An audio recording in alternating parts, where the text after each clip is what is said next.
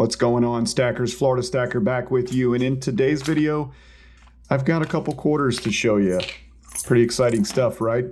Dollar and facing quarters. No, I'm just kidding, guys. I've got a bunch of silver quarters to show you, so let's compare some silver quarters with some other silver coins and just talk 90% silver in general. Coming right up.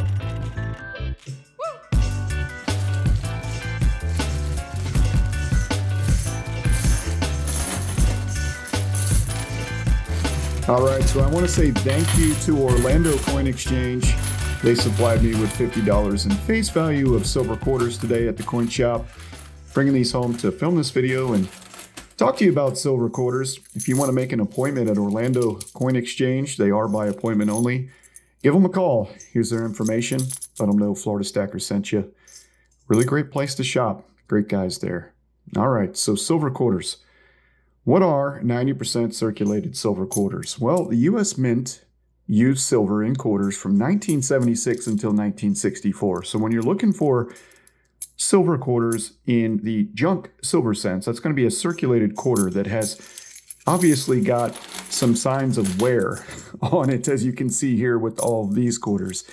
You're probably going to want to focus somewhere between the 1930s, but definitely no later than 1964, because after 64, you were no longer getting 90% silver and 10% copper in your quarters. So the Washington quarters are going to be the most common of the 90% silver quarters that silver stackers are going to stack when it comes to junk silver. And they were minted from 1932 until 1964. The Washington silver quarters will vary in collectible value depending on the production year and the mint location. But in general, the stuff you're seeing here is only really going to track to its spot price for the most part. Buying it, of course, you typically do pay a premium over spot. And when selling it, in most cases, you're going to get about spot price, maybe even just a little bit under spot back. So that makes these junk silver quarters a very affordable way for a silver stacker to stack silver. That's the big thing here, guys.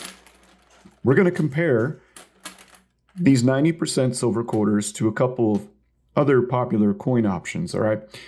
Some of the coin options that I want to talk about as compared to 90%, namely, are the American Silver Eagle and the Canadian Silver Maple Leaf. But I also want to kind of compare them somewhat to silver rounds. So let's go ahead and pull out a couple of silver rounds and show you the difference between stacking the generic silver rounds, which are really well known for being a low premium option for silver stackers, like these silver buffaloes here. Okay, you're going to pay about the lowest premium over spot for a 3/9 fine refined silver round.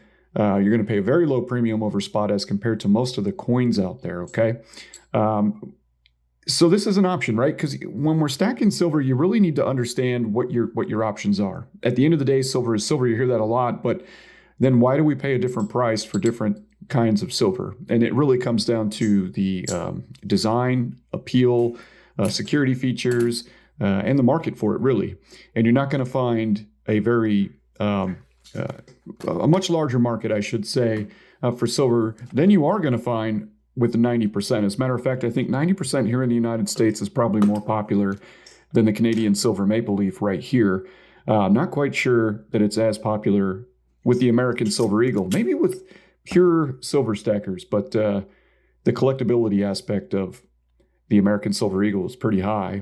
And when we're talking, old silver coins, yeah, obviously there's a huge collector base, but those are going to be the uncirculated or mostly uncirculated older coins. With these bullion coins like the Buffalo and the Maple Leaf, that's it. They're bullion, right? So the whole purpose behind their creation in the first place, whether it be these American Silver Eagles, the Buffalo Round, or the Canadian Silver Maple Leaf, is for you to be able to buy silver pretty close to spot price and hold it, and obviously hold wealth in a tangible asset, a commodity, something that has been known as money for a couple of thousand years, right? So got a pretty long track record being known as money. And obviously the American Silver Eagle, in my opinion, is a much more beautiful coin. Look at it. It's beautiful. It's 3/9 fine. But when you add up the 1 troy ounce weight in fine silver here, and you compare it to the silver that you're getting by buying the circulated quarters, you are actually paying quite a bit more to purchase that American Silver Eagle. So that's really the big benefit, guys. The real big benefit of 90%, especially these quarters. These are not Walking Liberty half dollars. They're not Ben Franklin half dollars. They're not half dollars, okay? Or dimes, which dimes tend to be even more popular than the quarters.